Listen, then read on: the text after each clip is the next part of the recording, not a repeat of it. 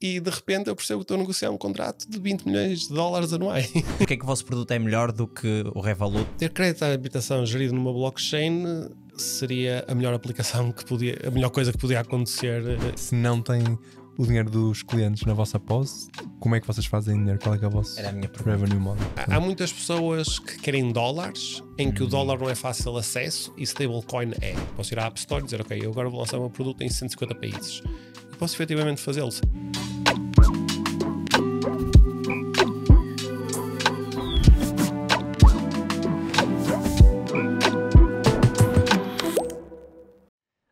Aqui em Founder Tales já falamos com dezenas de empreendedores que vieram partilhar as suas histórias, principalmente nos momentos iniciais. E é nestas fases que eles precisam de mais ajuda, principalmente de mentores, parceiros, para os ajudar a arrancar a sua ideia do chão. E é isso que a Laika Ventures procura fazer, ajudar os founders nas suas fases iniciais a lançarem as suas startups. Vai ao site da Laika Ventures, laikaventures.co, e percebe quem é que está por trás desta visão e como é que eles te podem apoiar. Bem-vindos a mais um episódio de Founder Tales. Hoje temos connosco o João Alves, co-founder da Blip, e do que nós percebemos e do que vocês também se auto-intitulam, a Blip é um Web3 card. E eu vou tentar desconstruir isto e depois tu vais-me corrigir. Que é, vocês, parece-me a mim, estão a tentar construir uma camada em cima de blockchain e de cripto que facilite a interação com essas tecnologias, com uma tecnologia que nós já conhecemos, que é um cartão de crédito ou de débito, não é? Está certo isto? Sim, acho de uma forma simples. Muito simples. Sim. Ou seja, eu não queria dizer que nós somos provavelmente só um cartão que está a funcionar em cripto. A ideia é mais ser quase uma conta bancária que funciona sobre a blockchain. Ou seja, acho que seria um bocado mais abrangente neste momento, mas sim, acaba por ser, para simplificar, um cartão que funciona com cripto. Isso para o ponto de vista dos utilizadores, como é que isso é diferente dos bancos que já andam daí da vida, de Revoluts, que apesar de não serem 100% assentes em blockchain, têm essa funcionalidade de pagar com criptos, não é? Exatamente. Excelente pergunta. Uma pergunta difícil de responder, porque da perspectiva do cliente, a nível de UI e de UX, não deveria haver diferença nenhuma, certo? Ou seja, é só uma conta bancária que te permite gastar cripto, neste caso.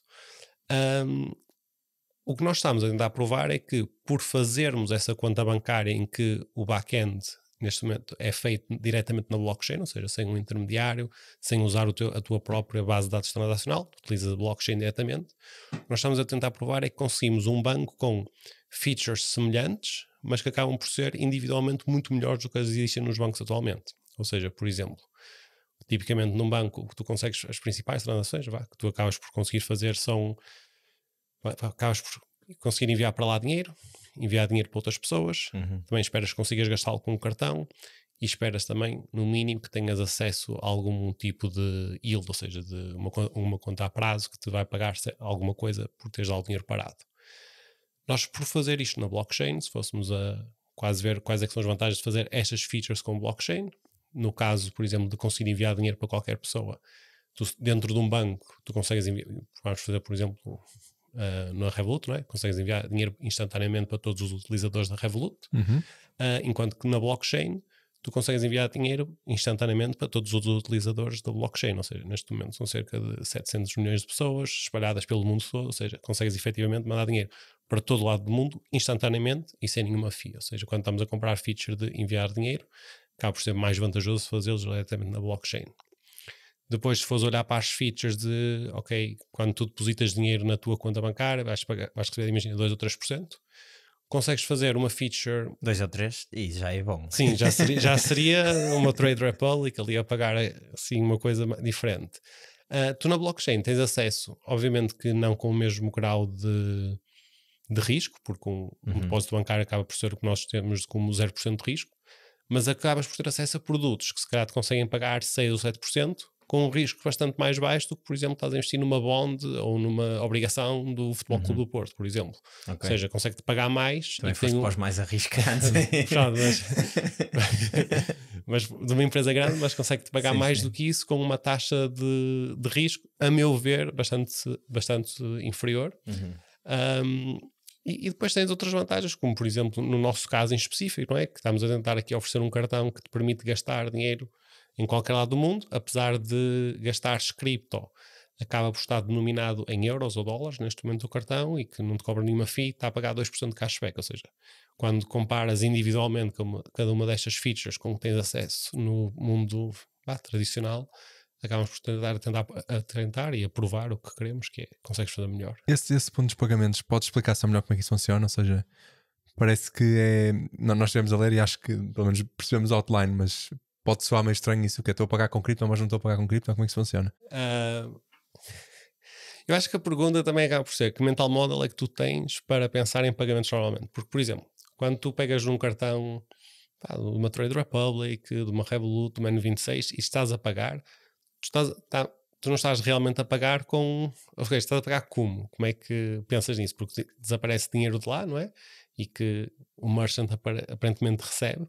Mas mesmo quando estás a fazer esse pagamento, o que está a acontecer, por exemplo, quando fazes um pagamento com o cartão da Revolut, não é? O que está a acontecer por trás é a base de dados da Revolut, onde tens lá o teu balance, vai ser reduzida, e depois a Revolut, num processo completamente separado daquele, vai mandar uma transferência bancária para a Mastercard, que vai mandar para o merchant, certo? Em euros aí já. Em euros. Mas os euros que desapareceram da base de dados da Revolut nada tem a ver necessariamente com esses euros que estão a ser enviados, ou seja, são dois processos que estão a ocorrer separadamente. Estás a dizer, a gestão dos saldos é separada da gestão dos pagamentos. O fluxo monetário é separado do fluxo de informação, neste caso. E no nosso caso é precisamente o mesmo, ou seja, quando tu fazes um pagamento na blockchain, o que está a mover é um fluxo, neste caso, de informação, não é? Está a mover cripto, que podemos assumir que é informação, não é? E tu estás-me a pagar em mim como blip em cripto, e depois, passado 2 dias, que é normalmente o tempo que demora, quando a Mastercard vier recolher, eu vou-lhe pagar em fiat, ou seja, fiat, que é dinheiro normal. Sim, exatamente, sorry. Ok. E acaba por ser um processo muito semelhante ao que existe já hoje, mas com umas pequenas diferenças na base de dados que estamos a utilizar. Mas então, qual é que é a grande vantagem entre ter uma base de dados, como tu disseste, que pertence ao Revolut e que são eles que gerem, ou fazer isso em blockchain? Ou seja, porque é que o vosso produto é melhor do que o Revolut, assumindo que nesse caso específico a transferência de dinheiro acaba por ser semelhante? É uma boa pergunta. Para este caso em específico de pagamentos com cartão, a única vantagem que nós aqui acabamos por ter é que é ligeiramente mais eficiente o treasury management que nós temos por estar a fazê-lo em cripto, o que nos dá a grande vantagem, ou seja, o motivo pelo qual nós temos pagamentos de cartões quando estamos a fazer uma aplicação em blockchain é porque se fizesse uma aplicação só em blockchain acabas por estar um bocado financeiramente excluído do resto do mundo, ou seja, é mais para teres compatibilidade com o que existe hoje, ou seja, estamos aqui a dar um produto que tem todas estas outras features que são, a meu ver, melhores, mas precisa estar na mesma, tipo, estamos no dia 2, tem de estar ligado ao que está a acontecer, ou seja, queremos suportar na mesma transferências bancárias, queremos transformar pagamentos com Apple Pay, Google Pay, porque isso acaba por ser o que as pessoas estão a utilizar. Não necessariamente por o fazermos de uma forma muito superior ao que é feito atualmente, nesse ponto em específico. E como é que, e o que é que isto aqui levanta muitas questões, porque o que se vê mais, pelo menos da minha perspectiva, e atenção que eu não sou super entendido em blockchain e cripto, acho que percebo mais ou menos a tecnologia que está por trás e algumas das vantagens, mas o que se vê mais é que cripto e blockchain veio ajudar principalmente em DeFi, que é Decentralized Finance, ou seja, uma empresa que quer dar serviços financeiros e serviços bancários não precisa de ser um banco, porque o que um banco faz com uma infraestrutura de pessoas e de operações e etc, aquilo faz em tecnologia. É mais ou menos este o paralelismo que é possível fazer. Mas porquê que agora ou seja, a tecnologia não é nova e aparecem muitas DeFis, ou seja, como é que vocês se distinguem das outras todas, por exemplo, de uma Coinbase ou de um Kraken ou etc, em que eu também posso chegar lá e trocar o meu dinheiro euros por tokens de Bitcoin? Sim. E que algumas delas, desculpa interromper, e que algumas delas também têm cartões, por exemplo. Sim, é uma boa pergunta. Do ponto de vista tecnológico, o que nós estamos a fazer não tem nada a ver com o que a Coinbase está a fazer. Apesar de uma nível de UX, o cliente não tem que saber isto, ok? Exato. Mas vou começar na parte tecnológica porque é aí que depois se reflete o resto. O O que a Coinbase faz, essencialmente, que é o chamado uma Centralized Exchange, tu, quando estás a comprar e a vender cripto na Coinbase, tu não estás a interagir com DeFi, nem estás a interagir com a blockchain. Tu estás a interagir com um ledger, com uma base de dados transacional que existe na Coinbase, a criar posições, e a Coinbase está a pegar nessas posições e a trocá-las onde ela quiser, onde ela bem entender. O que quer dizer também que estás a interagir com um intermediário, efetivamente. O que a Blip faz, o que nós estamos aqui a fazer é, nós estamos a criar uma UI, numa app, que faça o que a Coinbase está a fazer, por assim dizer, como um intermediário, mas sem utilizar um intermediário. Ou seja, nós não nos estamos a colocar entre nós e a blockchain para fazer essa interface. Não, tu estás a interagir diretamente com a blockchain aí. Ou seja, logo aí começas a ter uma vantagem porque tens menos um intermediário na transação que estás a fazer. Ou seja, sempre que na Coinbase estás a trocar Bitcoin, Ethereum, seja o que for, é sempre 1% de FII que vai estar ali mais ou menos a pagar, e na maior parte das exchanges. É o revenue deles. Exatamente. No nosso caso, isso não acontece porque eu não estou a criar nenhum intermediário, não tenho um order book como eles têm. Tu estás a interagir tudo diretamente com os protocolos DeFi, ou seja, é um modelo mais eficiente porque há menos uma pessoa ali envolvida na tua transação que estás a ter com a blockchain. Arguably, depende do quão bom és a escolher a tua exchange. Tens casos como a FTX, não é? Que, efetivamente, esse caso não acontece. A Blip nunca tem dinheiro dos clientes. A Blip é, neste momento, nós somos uma UI, não é? Ou seja, o dinheiro está sempre do lado do cliente. Nós nunca temos dinheiro do nosso lado. Ou seja, podemos argumentar aqui que tens algum third party risk reduced, porque efetivamente o dinheiro está sempre do teu lado, nunca chega do nosso lado. E depois eu diria que a terceira vantagem, que acaba por ser por também teres uma desintermediação, vais ter menos FIIs, mas também tens uma vantagem aqui de, como nós estamos a fazer um produto que se chama non-custodial mesmo, ou seja, eu não tenho fundos dos clientes do meu lado, eu estou a deixá-los interagir. Isso dá alguma vantagem na perspectiva de network effects, porque eu, para lançar o meu produto, eu posso ir à App Store e dizer, ok, eu agora vou lançar o meu produto em 150 países. E posso efetivamente fazê-lo sem... Temos uma licença que estamos a usar na Polónia, que podemos fazer passporting para o resto dos países, mas efetivamente estás a fazer um produto que é non-custodial, ou seja, tu não tens fundo dos clientes, não estás a fazer transações para os clientes, tu podes efetivamente lançar esta app com muito menos regulação do que tipicamente uma Coinbase teria que fazer, ou seja, muito menos fricção, o que novamente se traduz em uma vantagem de custos face ao que os outros conseguem fazer. Mas então, sendo assim, se vocês têm, ou se não têm pelo menos aquelas FIIs, esta tal de 1% que tu falaste que a Coinbase tinha, se não têm o dinheiro dos clientes na vossa pós, como é que vocês fazem dinheiro? Qual é que é o vosso Era a minha pergunta. revenue model? É uma boa pergunta.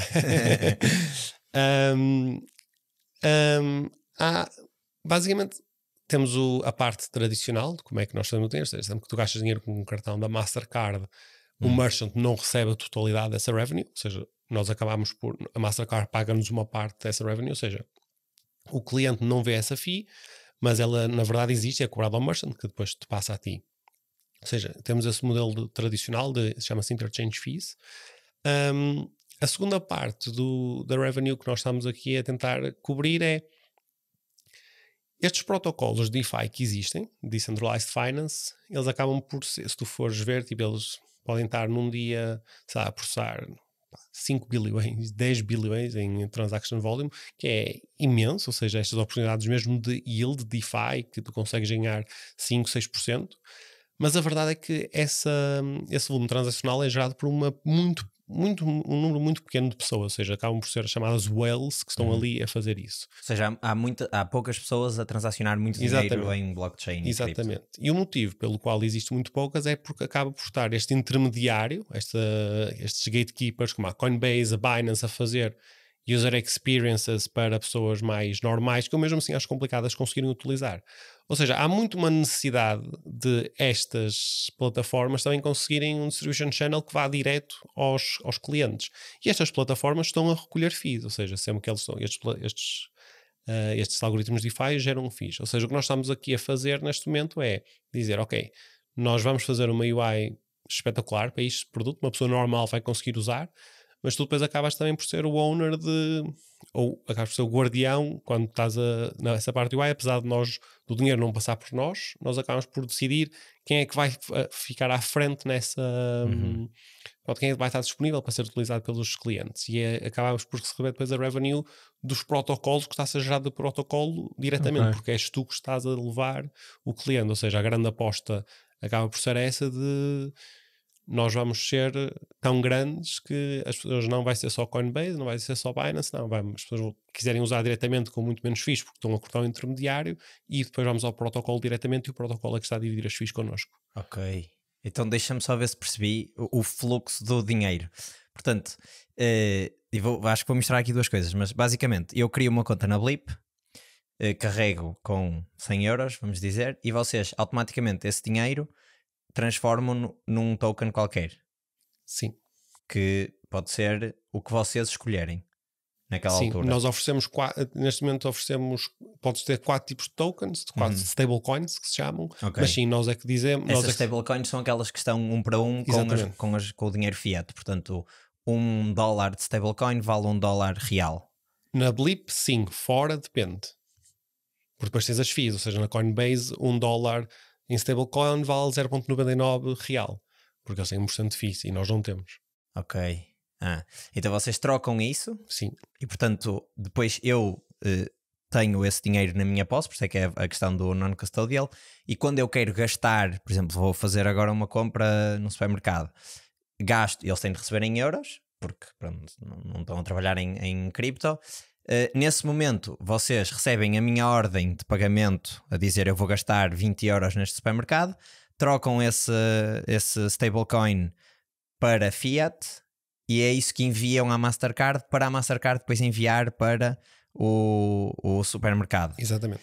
E vocês vão ganhar, ou a visão é que quando tiverem milhões de utilizadores, os próprios protocolos, portanto este USDT ou até outros que depois possam ser mais vantajosos, vejam que vocês são uma boa fonte de angariação de transações e de clientes e portanto vão dividir a fee convosco e vocês ganham por aí.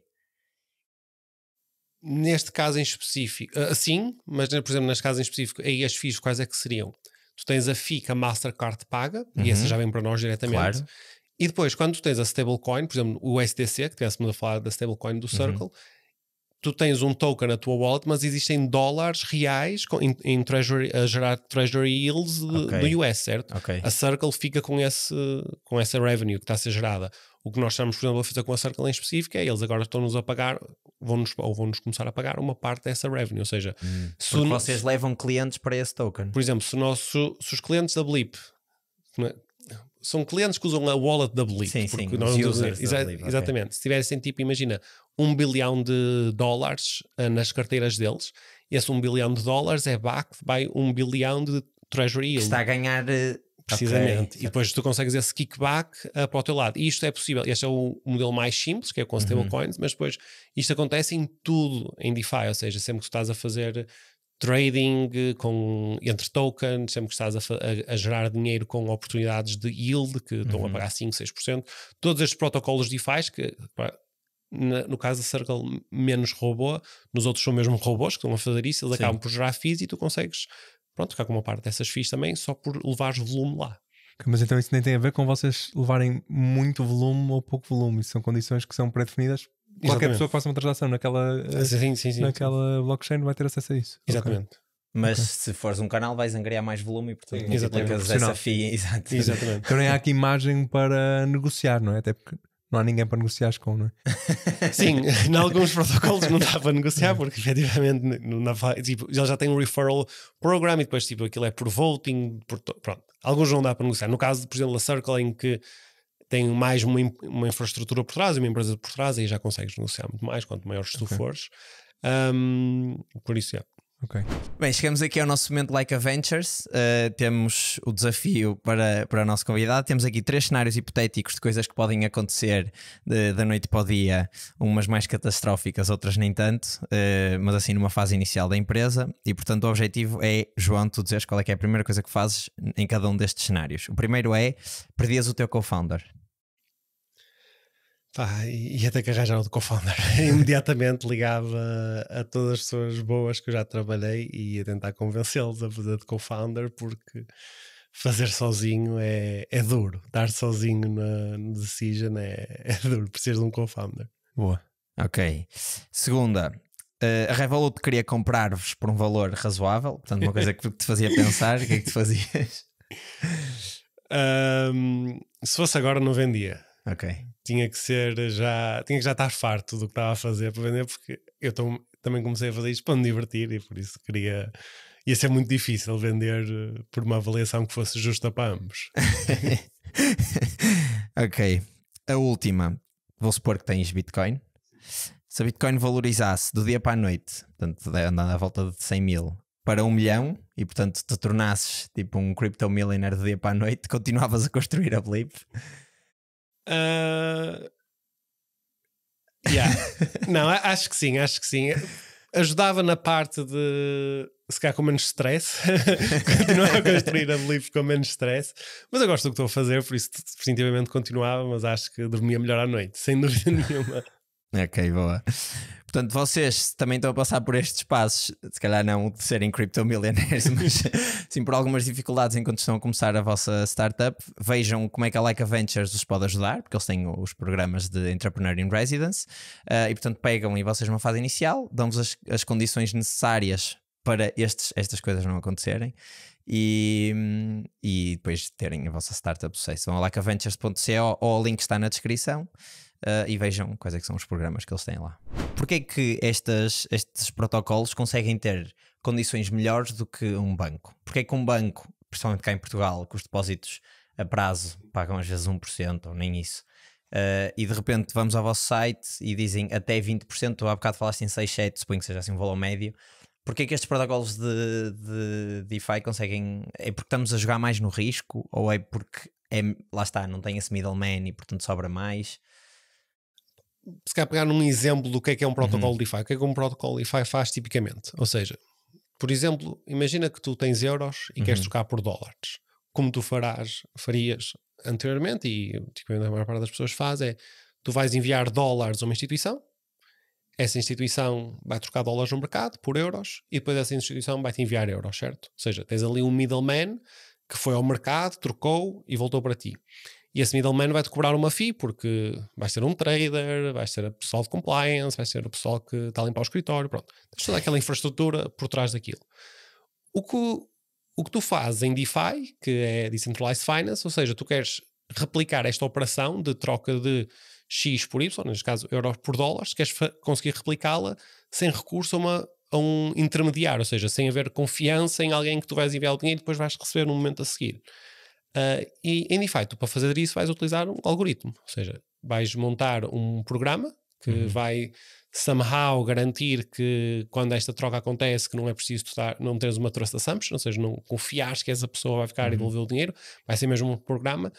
E ao pôr isto automático e com um recurso a um programa, depois tens outros conceitos, precisas de liquidity para fazer isto funcionar, mas tens aqui uma poupança gigante, não é? Porque de repente, depois do código estar escrito, sempre que essa troca acontecer, vais estar a trocar literalmente com um robô, ou seja, porque é que é mais barato? Estás a trocar com um robô, não estás a trocar com pessoas, não tem nenhuma infraestrutura por trás, é mesmo só um pedaço de código que é muito mais eficiente, não é? Do que estás a trocar com um trader normal. Ok, faz todo sentido. Acho que nunca tinha percebido a 100% qual é que era, pelo menos em DeFi, qual é que era a grande vantagem sem ser aquela conversa de vamos cortar os bancos, um bocado de revolução exatamente, pá, que não é uma coisa que chama muito. Sim.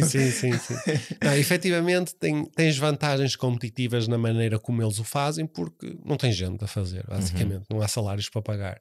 Okay. Isso acaba por ser a principal vantagem. E nós já falamos aqui também da Revolut, e tu e o teu co-founder vieram os dois da Revolut. Sim. Portanto, despediram-se, deram esse salto de fé e agora estão a construir a Blip. Eu tenho aqui também várias perguntas, que é, o que é que vos fez sair? Portanto, vocês estavam lá, acho que pelo que nós vimos para aí desde 2019. Exatamente. Ou seja, há 4, 5 anos, e de repente tenho aqui um trabalho bom em Londres, vou arriscar fazer uma coisa super arriscada. Sim. Como é que foi esse processo? Realmente houve várias pessoas na altura que disseram, pá, o que é que está a fazer a tua vida? Ainda por cima, agora há uma coisa que é, eu acho que tu agora já falas com esta clareza toda de quais são as vantagens, mas se calhar no início ainda era mais difícil de justificar porque é que tu não estás a sair da Revolut para criar mais uma Crypto Wallet. Mais uma Revolut, quase, né? Porque a Revolut também tem... também se calhar na tua cabeça era claro até na altura. Não era. Também não era. Isto depende sempre do que é que as pessoas estão a otimizar, não é? No meu caso, a minha maneira de pensar é que há muitas formas de ganhar dinheiro. Claro.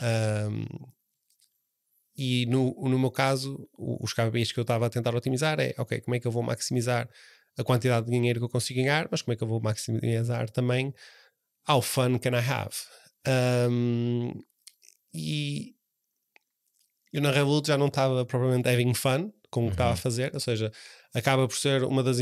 adorei trabalhar lá e acho que é uma empresa incrível para se começar, mas depois no fim acabas por estar a resolver, acho que é como todos os trabalhos, não é? Ao fim de alguns anos acabas por estar a resolver problemas que... Business as usual. Que já não são problemas, já não tens que parar e como é que eu vou resolver isto? Eu não consigo. E para mim isso é mesmo que faz ser muito fun.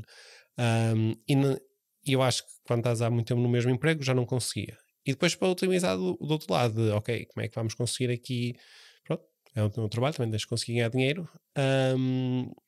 Estava a otimizar para algo mais de long term, e eu acho que fazeres a tua própria startup acaba por ajudar nessa parte, ou seja, short term é terrível, mas se tiveres alguma sorte acaba por compensar muito mais do que estás a fazer, a trabalhar numa empresa mesmo como a Revolut, apesar de precisares de muita sorte, mas acima de tudo foi a parte de estes problemas já não são fixos de resolver, quero resolver outra coisa. E no caso da Blip, em específico, nós quando saímos, a nossa ideia era um bocado de... Nós estávamos já a lidar com muito em DeFi, ou seja, estava a fazer... Dentro da Revolut? Não, a nível hobby pessoal. Okay. Estávamos a brincar muito com os algoritmos que havia, estávamos na altura... Havia muita coisa interessante para se fazer e estávamos quase, ok, isto parece muito fixe, tem aqui coisas muito mais interessantes de fazer e que dá para fazer muito mais facilmente do que nós fazemos a nível de trabalho na Revolut. Como é que nós podemos pegar nisto e package it into a product? Foi um bocado essa a ideia. E sim, decidimos, ok, vamos sair e vamos tentar pensar sobre este problema. E o que é que a Revolut vos deu mais, se calhar, de hard skills que vocês agora conseguem usar na Blip? Portanto, esse conhecimento de cripto já vinha da altura da Revolut?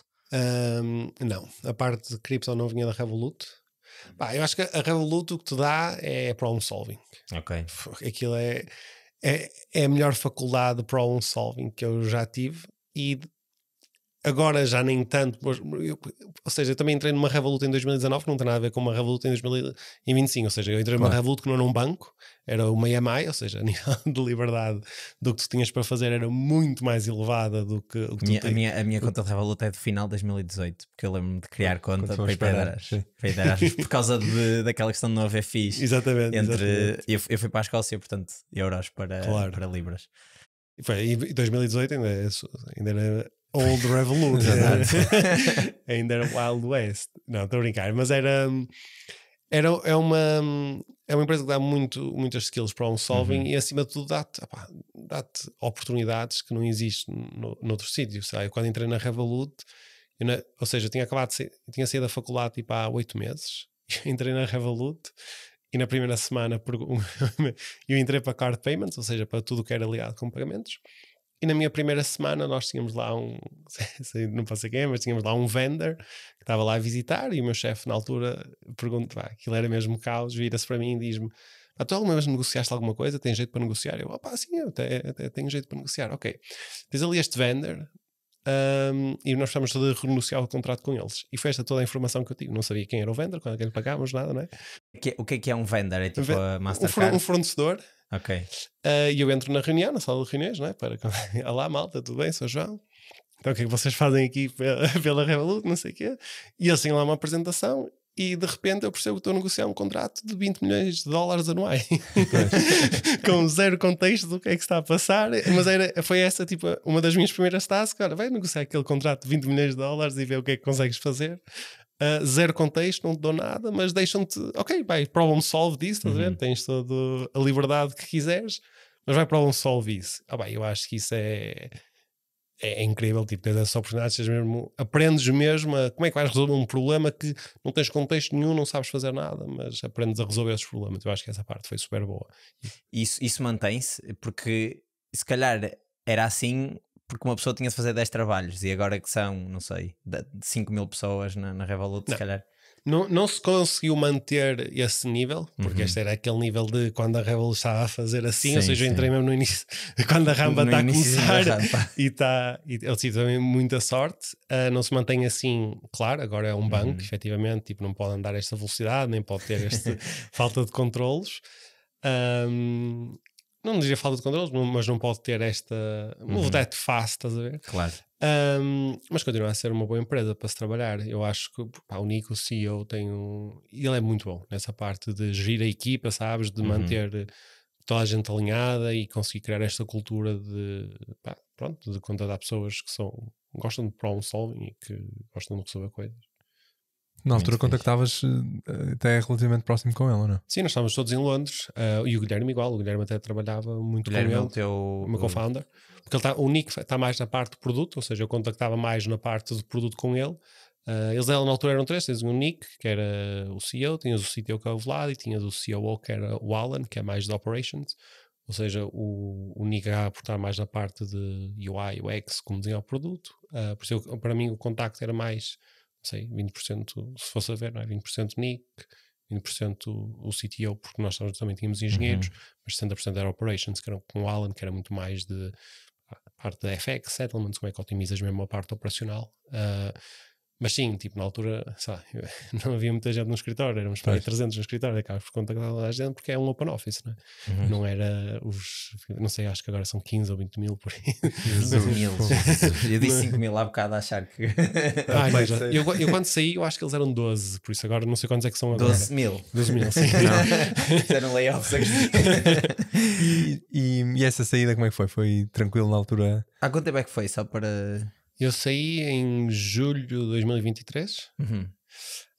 E aí saíste abertamente para criar a tua coisa? Sim. Há uma fábrica de startups assim da Revolut. Claro. Aquilo é... Aliás, tu sais, tu quase que entras num funnel de ok, vais falar com esta pessoa e já tens tipo 300 introductions a seguir e todo. E pronto, a gente é uma coisa que eles até patrocinam um bocadinho. Eu acho que eles depois acabam por até estar um bocado proud daquilo, mas é mesmo o mais comum vais sair, o que é que vais criar? Tipo, não sei, mas eu conheço não sei, 100 founders que saíram da Revolut, todos que levantaram já pre-seed e tipo ou seed, Series A, é mesmo uma fábrica do pessoal da Revolut que vai levantar dinheiro, que acaba por ser ótimo, não é? Tens depois uma rede de contactos fixos, mas é super tranquilo, não é... Aliás, eu quando estava...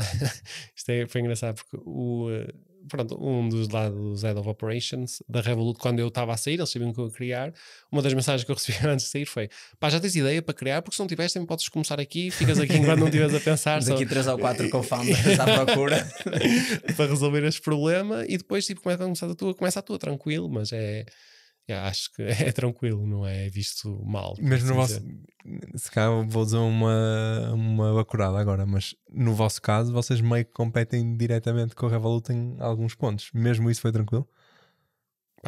Eu acho que a Revolut é demasiado grande e nós demasiado pequenos para eles acharem que nós estamos a competir com eles. Imagina, acho que acaba por não ser um problema por ser um bocado, pronto, estamos em cripto, não é? Porque acabas agora por convertir com a Revolut em tudo, porque o product brand eles agora até aí já fazem, mas são muitas startups mesmo a fazer pequenas partes do que a Revolut, a pegarem basicamente em verticais do que a Revolut fazia, não é? Por isso acho que acaba por ser tranquilo, porque é um brand muito grande que eles têm agora, até estão a fazer HR, tipo... Como assim, não sabia? Então, o Employee of Record, tipo, em que tu... Tipo payroll e assim? Não, imagina, queres contratar uma pessoa no Egito E a Revolut tem lá uma empresa, eles contratam por ti, depois pagam-te o salário, tipo esse tipo deal. A versão computador deal, não é? Tipo, já estão aí, ou seja, qualquer dia não consegues montar nada que a Revolut não esteja a fazer. É verdade. Tudo comer. Tipo competir com o Google, não é? E portanto, julho de 2023. Yeah. E desde essa altura até agora tens estado a trabalhar na Blip. Exatamente. Entretanto, também já levantaram uma ronda de 2 milhões, se não me engano. Exatamente, 2.2. E já sentiram alguma falta de motivação, entretanto? Ou seja, pá, aquele dia que é tipo, se calhar não devíamos ter saído. São coisas diferentes, não é? Arrependimento e falta de motivação são coisas diferentes, mas... Pois é, o que eu ia dizer, porque aquele dia de pensar, será que eu devia ter deixado o meu, o meu trabalho para estar agora aqui 14 horas todos os dias e às vezes está tudo a correr mal e estás desesperado. Não, arrependimento não, porque eu acabo agora, acho que sabe, os meus dias são muito mais divertidos, claro, do que eram antes, porque estás sempre a fazer coisas diferentes, nunca sabes muito bem o que é que vai acontecer. Mas sim, acho que às vezes toda a gente acaba por pensar de o que é que eu me fui meter naquele bom sentido de fogo. Isto é, às vezes é difícil, não é? Estás a fazer um problema mesmo que parece não ter solução. Mas acho que compensa imenso, é super rewarding estar a fazer isto. Ok. Tu estavas a dizer que vocês já são 6 neste momento. Yeah. Sim, era isso que eu ia perguntar. Vocês os dois não eram, quer dizer, o Guilherme eu não sei, mas tu não eras técnico, ou seja, eu suponho que tu não tenhas capacidade, não que não consigas ter, mas de montar a aplicação e etc. Se calhar a parte do back-end, se calhar até terias a parte de mais DeFi, mas a aplicação suponho que não tenhas sido tu a montar. Não. Vocês trabalharam com freelancers no início, contrataram logo uma equipa? Ora, nós fizemos... nós criamos logo uma equipa. Começámos basicamente, o nosso primeiro passo foi vamos levantar dinheiro, porque eu e tu não conseguimos fazer uma aplicação que lida com dinheiro, tipo, já não é possível, e há uma barreira de entrada gigante, tudo o que é de pagamentos, tipo, montar entre licenses, tipo, setup fees com os outros providers, tipo, precisas de algum dinheiro para começar só. Por isso o nosso primeiro passo foi, ok, vamos montar aqui, vamos estruturar a ideia e vamos tentar levantar dinheiro, já, de início, e levantamos e o que nós levantámos foi uma pre-seed, ou seja, foi mesmo de ok, temos aqui o nosso estudo de mercado, o nosso deck, o que é que nós vamos fazer, temos aqui alguns interessados e pronto, precisamos de dinheiro para montar isto. Então vocês, quando foram levantar dinheiro, tinham um PowerPoint e mais o quê? Um vídeo a mostrar como é que a UI ia ser e um website. Ok. E foi isso. Mas tinham já tipo uma waiting list com... Não. Uau. E foi difícil esse processo, até porque vocês levantaram dinheiro ali numa altura de meio de crypto winter, portanto não havia grande hype à volta de... Havia zero hype à volta. Como é que foi esse processo? Opa, isto... a realidade é que é um processo mesmo chato, mesmo difícil, porque imagina, a minha recomendação para toda a gente estar a levantar dinheiro é sempre a mesma. O teu KPI é receber os seus primeiros 100 nãos. Por depois de 100 nãos é que vai aparecer o teu primeiro sim. Ou seja, tu estás ali a otimizar de quão rápido é que eu vou conseguir receber 100 nãos de fundos diferentes. Como é que eu vou ser rejeitado 100 vezes? Mas a quantidade de pessoas que diz isso é tanta que tem de ser verdade, não é? Não, isto é a realidade. Porque, assim, a realidade de levantar dinheiro é que tu só precisas de um sim. Depois de teres um sim é muito fácil. Porque quando o lead dizes, eu vou fazer isto, pá, o resto do dinheiro vai ser fácil, porque há muitos mais fundos que fazem um follow, ou seja, eles não vão definir o preço da round, mas vão entrar, do que há fundos que lead. Por isso, quando tu tens aquele sim do lead, tudo o resto é fácil. Por isso, estás numa search de tentar encontrar uma pessoa que te vai dizer sim pela primeira vez. E essa search é difícil. A nós, sempre que eu digo isto, o pessoal diz, isso não demorou nada. A nós demorou-nos 2 meses, desde que começámos até termos o nosso sim. Eu sei que pode parecer, ok, isso é pouco tempo, mas quando estás, não sei, 8 horas por dia, pitching and getting rejected, não feels pouco tempo. Sentes mesmo que eu estou aqui no inferno, eu estou aqui a levantar-me todos os dias da cama, a fazer um pitch e a ser rejeitado, fazer outro pitch e ser rejeitado, chego ao fim do dia todo rebentado, porque estiveste ali sempre uma contexto a pensar. Desgastante. Quais é que eram os pontos que levavam mais pessoas a dizer que não? E depois qual é que foi o ponto que levou o lead investor a dizer que sim? Ou seja, à medida que tu vais recebendo nãos, tu também acabas por estar a iterar no produto. Ou seja, o produto que eu fiz pitch no primeiro pitch não foi o mesmo produto que eu fiz pitch no final. Ou seja, nós começámos com um pitch muito diferente, nós só queríamos fazer uma parte muito pequena porque nós neste momento estamos a fazer a UI toda. Inicialmente nós estávamos a dizer, ok, o que nós vamos fazer, nós vamos pegar em DeFi, vamos pôr isto num API mesmo impecável, mesmo fácil de utilizar, e vamos deixar as wallets fazerem esta user experience que nós achamos que é a user experience que devia ser. Os utilizadores e tudo. Exatamente. E ligam só a nós. E nós arranjamos até algumas wallets que até estavam interessadas. E quando começámos a fazer o pitch, os primeiros 20 VCs disseram, isso realmente é uma coisa interessante, mas vocês correm o risco de, e se as wallets não integrar? Basta, porque o mercado das wallets é controlado, 3 wallets em 90% do mercado, e depois podes ficar ali num long tail que não consegues crescer. Fair, ok?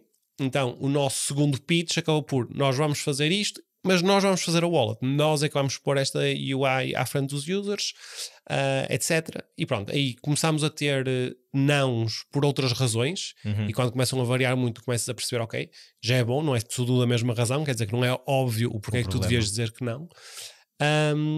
E depois, à medida que íamos fazendo pitch, também nos fomos apercebendo que havia certas palavras que acabavam por fazer mais sentido para alguns investidores, ou seja, quando nós começámos a falar e em vez de ser só a wallet ser uma maneira muito fácil de interagir com DeFi, nós também vamos resolver o problema de conseguir expor dinheiro na blockchain, ou seja, chama-se on-ramping.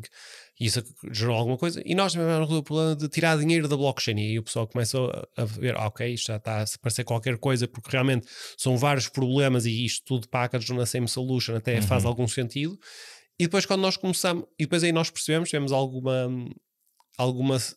azar e alguma sorte, porque nós percebemos, ok, na verdade o que está por trás disto tudo é esta parte da blockchain, são as stablecoins que permitem que, efetivamente, se fizesses mesmo isto tudo à volta de stablecoins, conseguias ter estas vantagens todas, mas numa UI mesmo fácil.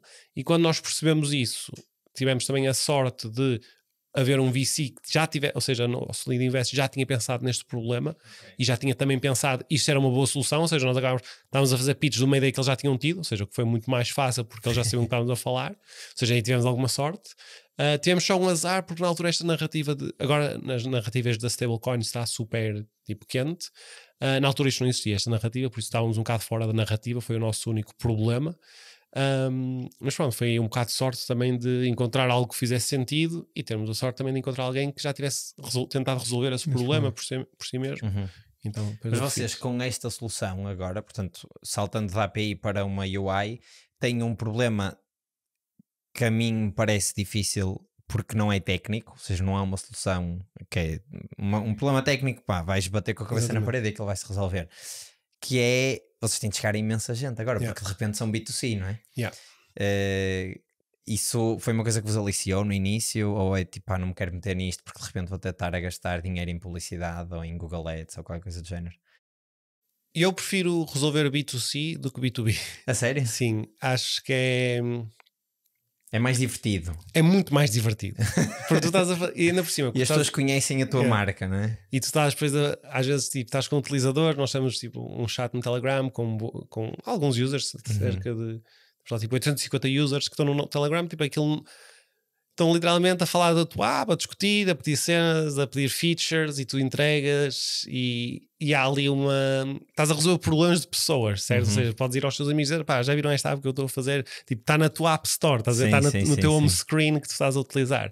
E eu acho que essa parte é muito mais fun do que na parte do B2B, de estares, ok, efetivamente estás a resolver um problema fixe, consegues com uma boa sales team, crescer muito rapidamente, precisas de 2 ou 3 bons clientes e consegues fazer um bom produto. Mas a perspectiva de professionally rewarding, não é? Claro. É muito menos. Na Revolut eu adorava essa parte, na Revolut estava encarregue também da parte dos cartões, por exemplo, e sempre que, quando eu tive a ideia de lançar, vão lançar um cartão que tu podes desenhar. Então, o pessoal adorou isto, e a gente vinha mostrar-me os desenhos deles, olha o que é que eu desenhei no meu cartão. Eu acho que essa parte de fazeres B2C é muito mais fixe. Porque eu perguntei isto, porque há muitos investidores que fogem um bocadinho do B2C, porque sabem que depois aquilo, se o produto não for fortíssimo, é um bocado um jogo de quanto é que eu vou gastar em Google Ads e quanto é que isso me vai dar de retorno, não é? E como até foi um investidor a sugerir-te isso, foi que eu estava a perguntar qual é que era o ângulo, mas pronto, se calhar faz sentido que vocês assim tenham o vertical todo, não é? Sim, se conseguires distribution, depois é só um distribution problem, não é? Se conseguires distribution, vais conseguir. Mas porque depois também tens aquela cena de se vês um produto B2B mais fraco, mas uma boa sales team, vais conseguir vendê-lo. Porque assim faz a diferença. Se em B2C um produto fraco, não vais conseguir vendê-lo. O que acaba por ser às vezes difícil, não é? Porque precisas mesmo ter um produto, mas também acaba por ser uma barreira à entrada, porque eu acredito que consigo fazer um produto muito superior à maior parte do pessoal que está no mercado, por isso depois é só uma questão de figure out, ok, como é que eu agora vou fazer este produto chegar ao maior número de pessoas. Por isso, pronto, tem vantagens e desvantagens. Claro. Qual é que é o próximo objetivo a curto prazo? A curto prazo... Só para situar, se calhar, você já tem a app nas App Stores? Sim. Os cartões também já existem? Portanto, quantos utilizadores é que tens? Nós temos 7.000 sign-ups neste momento. Ok. O objetivo a curto prazo... o principal problema que nós estamos neste momento a tentar resolver... vai ser eu queria para crescer mais rápido, obviamente que temos a parte da distribution, mas também temos a parte da limitação geográfica. O nosso principal objetivo, agora, o seguinte, é queremos lançar México, Brasil, Argentina e Colômbia. Esse é mesmo o próximo passo que queremos fazer. Okay. E porquê a América Latina? Há muitas pessoas underbanked, é isso? Há muitas pessoas. Ao mesmo tempo, há muitas pessoas que querem dólares, em que o dólar não é fácil acesso e stablecoin é. É verdade. Por isso tens uma oportunidade interessante nesse aspecto. Ou seja, não só tens toda a tendência de as fintechs, claro que tens a Nubank, tens essa parte toda, mas acaba por ser muito crédito. A fintech em si, como Revolut em si, ainda não está em toda a gente, por assim dizer. A nível de fees de cartões interchange, ou seja, o que tu quando recebes quando fazes um pagamento é 10 vezes mais alto do que tu recebes na Europa, porque a interchange na Europa é regulada e lá não é, por isso literalmente recebes 10 vezes mais. E depois tens esta parte de... tens um ângulo muito interessante na parte de pouco acesso a dólares, mas acesso facilitado a stablecoin. Ou seja, está ali um bocadinho na grey area que acaba por ser bastante interessante. Sim, sim. E há toda uma economia paralela nesses países que funciona em dólares. Exatamente. E, portanto, se as pessoas tiverem os dólares do lado deles, precisamente, ainda melhor. Eu gostava de tocar aqui num ponto que é, portanto, vocês estão dentro da área de cripto, que teve um boom aí há uns anos, entretanto o FTX, entre outras coisas, arrastaram uma série de empresas com eles. Tu já explicaste porque é que isso não acontece no vosso caso, mas tirando a parte das stablecoins, vocês também permitem comprar outros tokens, não é? Ainda não, temos que lançar daqui a 2 semanas, okay. Mas ainda não. Mas está planeado. Quando isto sair, então vai ser daqui a uma semana. Mas a minha pergunta era: vocês estão sujeitos, não vocês, empresa, porque tu já disseste que vocês não fazem custódia do dinheiro, mas estão sempre sujeitos a estes hype cycles de cripto. Vocês têm alguma estratégia para mitigar isso? Não vai ser um problema porque como vocês estão com as stablecoins? É que eu acho que as pessoas ainda não o utilizador comum ainda não está 100% por dentro. Aliás, eu sinto uma pessoa que até estou mais ou menos por dentro da tecnologia e há coisas que eu ainda não perdi tempo suficiente a estudar, como por exemplo agora tu falaste desta questão toda e que depois quando explicas faz todo sentido, mas é tudo muito novo e depois está tudo numa camada super distante do que nós vemos. Sim. O hype cycle, ou seja, cripto a blockchain tem vários use cases, não é? Exato. O que 99% dos utilizadores conhecem é especulação. Claro. Especulação é product market fit na blockchain. Já teve. Toda a gente que quer fazer especulação a sério. Portanto, eu vou comprar um token porque isto me vai fazer ficar mais rico. Exatamente. A maneira como fizemos o packaging deste casino é I will buy low, sell high. Exato. Especialmente se por 0 turbo, 10x, 100x, pronto, whatever. Que seja a maneira. Esse use case em cripto funciona. Product market fit perfeito. Por isso, nós agora, curiosamente, esse foi apesar de sabermos que esse é o que já funciona, esse foi o último use case que nós adicionámos à nossa app, ou seja, apesar de estarmos a fazer isto, porque nós começámos no início de 2024 a construir, só agora é que pusemos engineering resources a desenvolver esta parte. Por isso, este é um use case que é o que te gera mais volume, Por isso, quando houver um hype cycle, pá, espetacular, não é? Porque tendo este use case é o quanto tu vais gerar a maior parte do volume e vais conseguir crescer o mais rápido possível. Mas não é necessariamente este use case que nós estamos aqui a provar, ou seja, se as pessoas usam isto para especulação ou não, só nos vai aumentar ou diminuir, ou acelerar ou desacelerar o quão rápido eu vou conseguir chegar a mais utilizadores, porque o nosso use case acaba por não ter nada a ver com os preços subirem ou descerem, acaba só por nós estamos a dizer de pá, para o teu dia-a-dia, em que o dinheiro não sobe nem desce, que são stable coins, não é?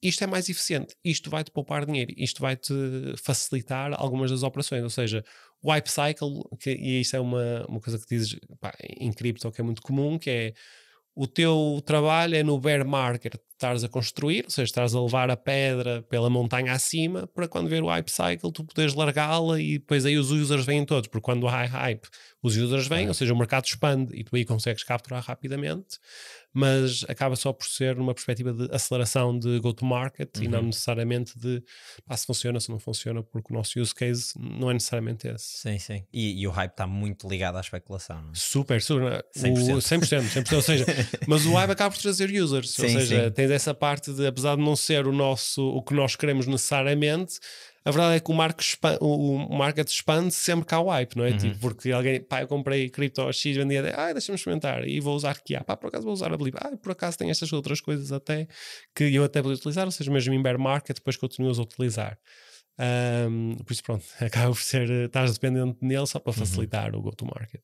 E qual é que é a vossa visão a longo prazo? Isto porque introduzir aqui a pergunta que é, eu suponho que vocês não se queiram transformar num banco tradicional, no sentido de ter uma licença bancária, etc.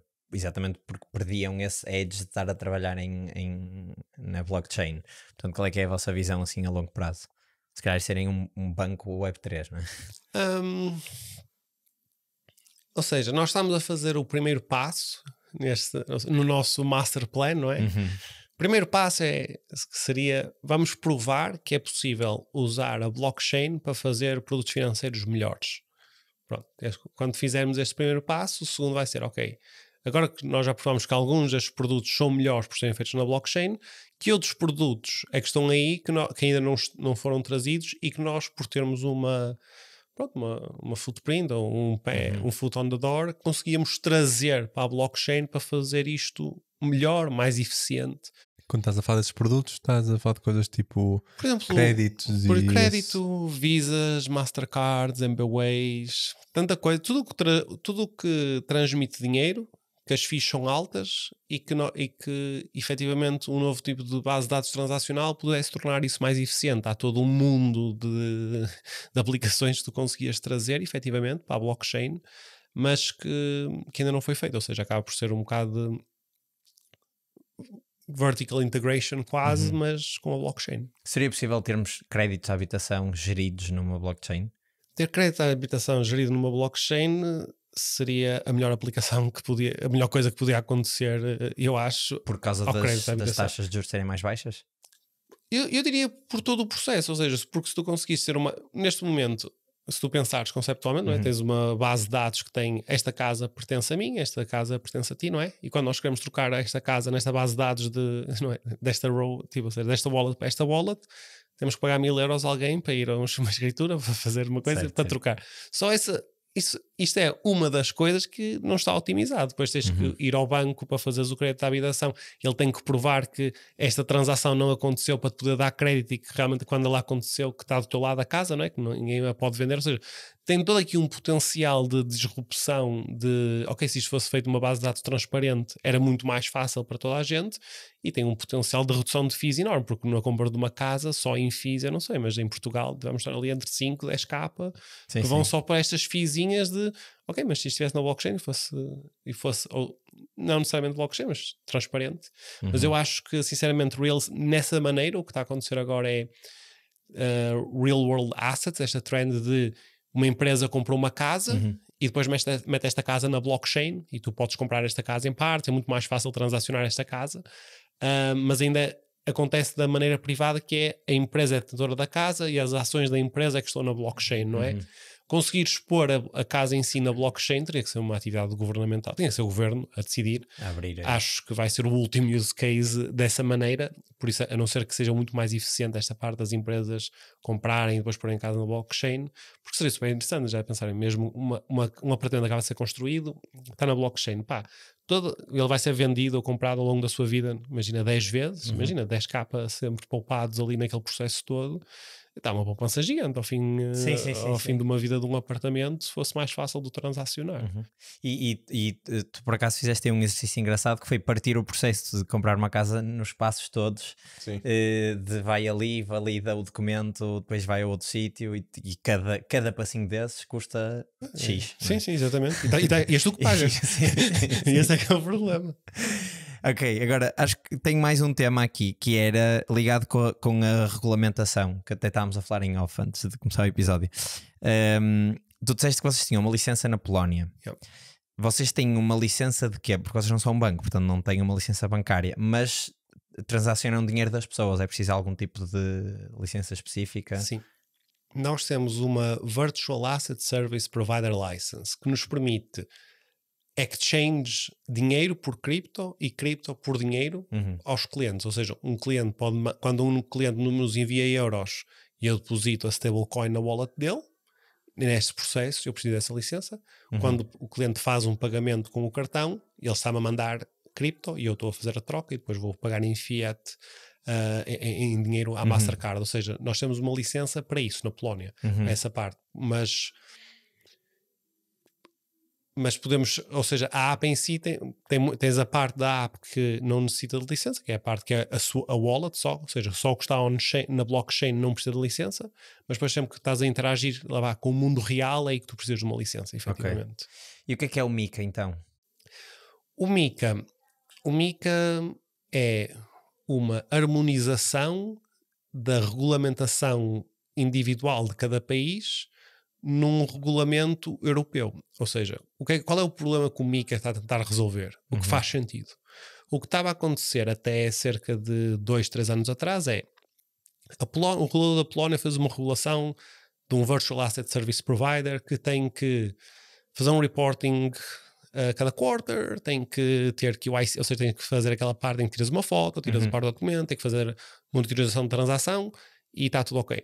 Mas o regulador da Alemanha fez uma Virtual Asset Service Provider License que, além disso, ainda tem que o founder, ou seja, quem está à frente da empresa, tem que estar local na Alemanha. E depois cá tens aqui a malta da Bulgária que diz que nem precisas tirar foto ao documento, nem precisas fazer nada, vale tudo. E o que estava a acontecer duas coisas más. Estava a haver arbitrage de licensing, porque tinhas muitas empresas a ir para países que a regulamentação era um bocado mais leve do que outros e estavam a tentar servir a Europa toda. E depois estava a acontecer uma coisa que, a meu ver, é ilegal, porque era um país como, por exemplo, a Alemanha, estava a dizer, ok, se tu tens uma empresa que está baseada em Portugal e foi Portugal que deu a licença, tu não podes servir os meus clientes aqui na Europa. Ou seja, estavam a partir o mercado comum, que é o suposto ser a grande vantagem de estarmos na União Europeia. O que era só, ou seja, era terrível para todos os envolvidos. Mas isto é só para cripto, para cripto. Coisas relacionadas com... E o que o MiCA veio passar dizer, ok, os reguladores locais não são os responsáveis por fazer a regulação vai ser feita a nível europeu e vocês são responsáveis por pegar nesta regulação e a aplicar aos vossos clientes, mas como isto é feito a nível europeu, tu voltas a ter o passporting right de, se tu tens uma licença em Portugal ou tens uma licença na Polónia, podes servir clientes da Alemanha, da França, de onde tu quiser, ou seja... Mesmo que as regras nos países continuem a ser diferentes. Ou não, ou eles uniformizaram as regras também. As regras podem ser mais restritas do que a da União Europeia, mas serão sempre. Mas a União Europeia é o baseline, por isso nunca haveria problema, por assim dizer. E as regras da União Europeia já são bastante restritas, já são difíceis de cumprir. Ou seja, o custo facilitou nessa parte, porque efetivamente estávamos numa situação horrível, não é? Porque estás numa situação em que o mercado único está partido, não funciona. Por isso agora estás numa situação que o mercado único volta a existir, mas tens a regulação que é super alta e que tem custos muito elevados, por isso tens desvantagens e desvantagens. E por exemplo, nos Estados Unidos essa regulamentação, ou regulação neste caso, é mais fácil ou menos fácil? Isto porque se calhar há estados em que é mais fácil, estados em que é mais difícil, ou eles também têm um mercado único?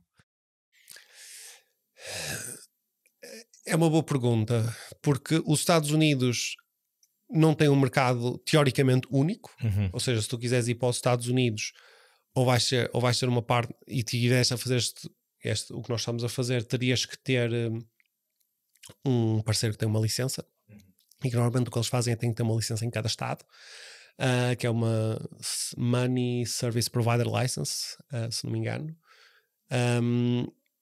Mas depois o enforcement dessa licensing também depende. Ou seja, até há pouco tempo nem era muito claro em alguns estados o que é que tu precisavas de fazer, enquanto que noutros era, mas eu acho que os Estados Unidos ainda era mais difícil que a Europa, porque mesmo as licenças que precisavas não era super claro e estavam claramente contra a cripto, por isso agora que estão mais a favor, mas ainda não resolveram o problema de licensing, por isso, por exemplo, para nós ainda não é uma altura de vamos para o que vamos a fazer e vamos diretamente para os Estados Unidos, porque ainda não é claro sequer como é que fazíamos o setup lá, e acima de tudo o problema dos Estados Unidos é que já não tinhas, enquanto que aqui era super fácil abrir uma conta bancária com uma empresa de cripto, teres acesso a dólares, tipo dólares reais, com uma empresa cripto, mesmo agora é difícil. Tens tipo 4 bancos que fazem este serviço e os outros não tocam em cripto ainda. Por isso é que esse ainda era o principal problema. Não conseguias serviços de fiat. Claro. O que era difícil. Ok. Engraçado ver esta perspectiva. Fala-se muito agora, não é? A Europa regula demasiado. Sim. Mas há uma vantagem em ter uma regulamentação, mesmo que se calhar é mais apertada, única, face a ter 50, uma para cada estado, não é? Sim, tens uma vantagem, mas eu acho que acima de tudo a desvantagem nos Estados Unidos real era essa que tu falaste dos bancos. Sim, porquê? Porque tinhas um regulador que estava à caça basicamente de empresas para deitar abaixo, ou seja, isso aí fez com que tu queres cripto ninguém toca. Claro. Ou seja, tinha a cena de falta de regulação federal e acima de tudo bancos a dizer, eu não toco em nada que seja cripto porque eu não quero ter problemas com nenhum regulador, que era a pior situação possível. Claro.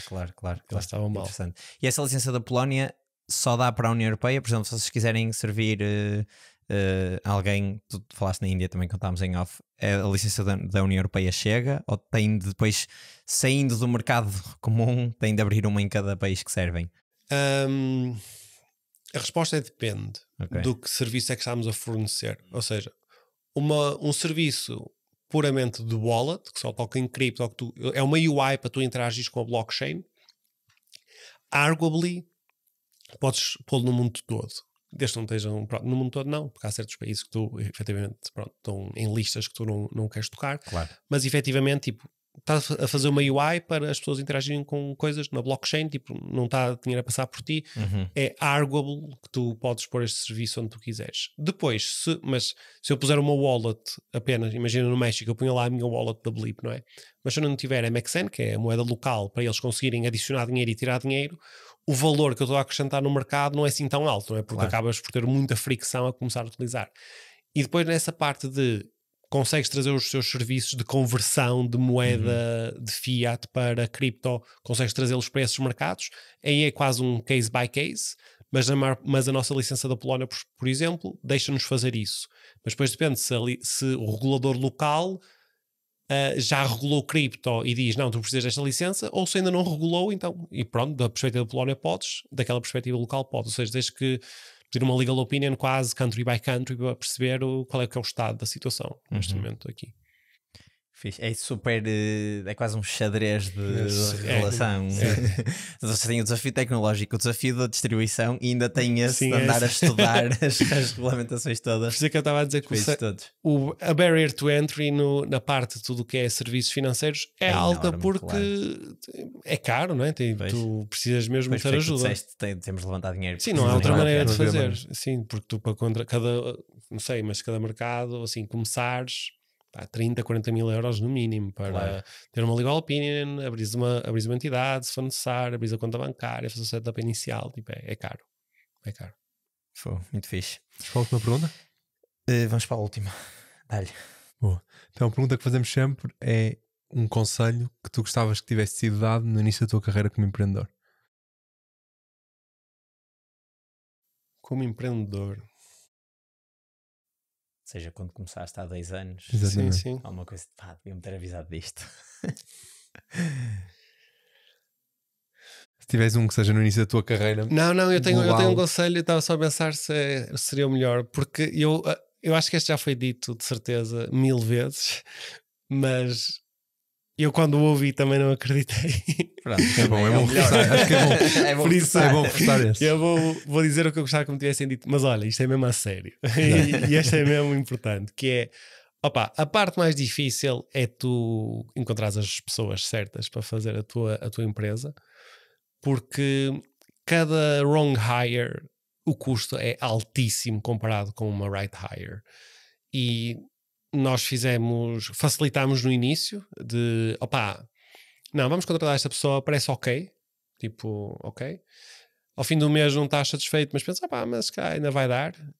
E os erros somados, ou os erros que isso te leva, o custo que isso teve por teres uma pessoa que devia ter sido despedida no primeiro mês, ou idealmente nem devia ter sido contratada, não é? E manteres essa pessoa na tua equipa, o custo que isso te traz, a tech debt que cria, o tempo que tu perdes a seguir à frente por contratares mal, é tão elevado que realmente o meu conselho é, sim, é importante, o teu KPI acaba por ser, se estás a hire, que é trazer uma pessoa, não é? Mas o teu KPI, na verdade, essa pessoa vai estar lá ao fim de 3 meses ainda, e tu voltarias a contratá-la dentro de 3 meses. E nós no início facilitámos um bocado e ficou super caro a nível de erros. Por isso era o que, se eu começasse agora, dedicava o triplo do tempo a hire que dediquei, porque faz toda a diferença. Toda a diferença. E eu acho que deve ser um problema. Eu nunca passei por isso, mas a única pessoa que eu contratei foi eu. Eu acho que deve ser um problema que tu, no teu dia-a-dia da Revolut, não passava de ficar um bocadinho ao lado. Devias fazer, se calhar, umas entrevistas ou parte do processo, mas não eras tu que depois sentias aquela dor quando a empresa é tua, não é? E a Revolut tem uma coisa diferente. Eu na Revolut, eu acho que enquanto estive lá nos 4 anos, fiz tipo 560 entrevistas. Estava sempre a fazer entrevistas. Mas a Revolut tem um army of recruiters. Quando eu me juntei, nós éramos na parte tech tipo 350 pessoas e havia 40 recrutadores. O churn, não é churn, tipo, a média do pessoal de tempo de ficar lá era tipo 6 meses, porque a Revolut despedia muito rápido, mas tinha um pipeline sempre a criar, ou seja, eles estavam mesmo naquela cena de vamos por aqui, tipo, vamos ser super strict no processo, mas os que ficam também ainda mais strict, e tu no final quase tinhas tipo, por cada 100 pessoas que apply, 0.1 pessoas ao fim de 3 meses, mas eles resolviam esse problema estavam sempre a meter gente. Por isso, acabávamos por não sentir esse problema, porque estava sempre a chegar gente nova e tu acabavas de ter a fixe, porque acabavas por ter sempre uma equipa cada vez melhor, não é? Porque tipo, se estão sempre a sair pessoas que são teoricamente, não é, que tu não estás satisfeito e vêm pessoas que acabas por estar, era fixe. Ou seja, mas no meu caso em que estou eu a fazer o outreach, estou a fazer a contratação e depois ainda a treinar a pessoa, não dá para ter um pipeline. Não tens o pipeline, por isso quando perdeste aquele tempo todo vais começar de novo. Esquece, foi um erro super caro que realmente é contratar em startups no início, cada pessoa, não é? Porque cada pessoa é tipo 20, 30% da tua produtividade. Por isso, se tu contratares uma pessoa má, a produtividade vai ser um desastre. Ótimo. Obrigado, João. Foi uma conversa super fixe. Obrigado. Boa sorte. Vocês agora estão em beta, portanto dá para as pessoas se inscreverem. Sim. Testarem a aplicação, já está na App Store. Na Europa está em todas as App Stores, já se pode utilizar, e o goal agora é no fim de abril, se calhar, fazer mesmo o lançamento oficial. Temos aí alguns launches a virem de produtos interessantes e depois vamos fazer um big release com um announced com a Mastercard. Ok, portanto, malta que está a ver Founder Tales vai ter tem um exclusivo aqui. Vou juntar ao beta antes do announcement, que isto vai sair antes do final de abril. Pronto, é isso. Obrigado, João, mais uma vez. Vocês estão aí, se viram e gostaram, subscrevam, deixem aí alguma questão que queiram fazer ao João. Temos sempre a comunidade, se nos quiserem apoiar ainda mais temos o Patreon, e assim uma notícia de última hora é que também temos um código de desconto para a Sim Conference que vai acontecer em maio aqui no Porto, que é Founder Tales 30, eu vou deixar aí os links, mas tem 30% de desconto em qualquer um dos bilhetes e portanto se tiverem interesse, se tiverem com dúvidas, vão lá e aproveitem e vemo-nos no próximo episódio.